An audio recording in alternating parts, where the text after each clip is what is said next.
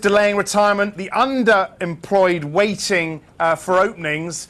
How and when is this 7.7% rate going to come down? Well, certainly sooner than the Bank of England think it will. They have a forecast of late 2016. I think it's very likely to happen before that.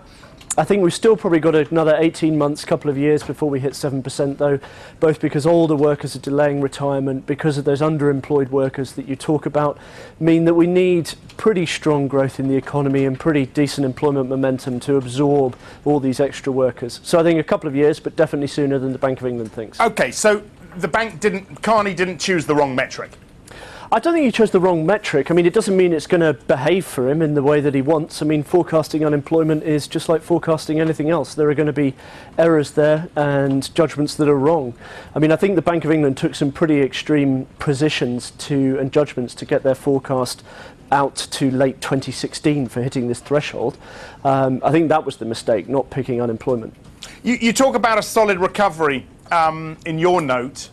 How solid is it? What are we going to look at? What are we looking at for this year and next? Well, for this year, I've got 1.5% growth. For next year, 2.5%.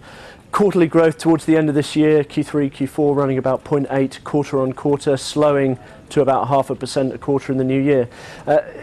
As you say, one key thing in the labour market data today was weak average earnings growth. It rose only 0.7% year on year, and that's putting a lot of pressure on consumers' budgets, and they are the only source of demand right now. When's that going to come back, do you think?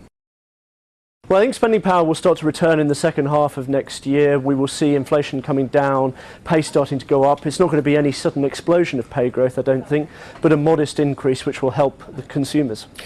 You said 2.5% for next year. I think the consensus is 2%, so you're quite a bit above. You look at the PMIs, at what, 60, 60.2 for services. They are way ahead of themselves, surely. I think so. I mean, 60 on a PMI would be looking at, 4 to 5% annualised growth, and I think that's going to be pretty hard to achieve with households' real pay still falling.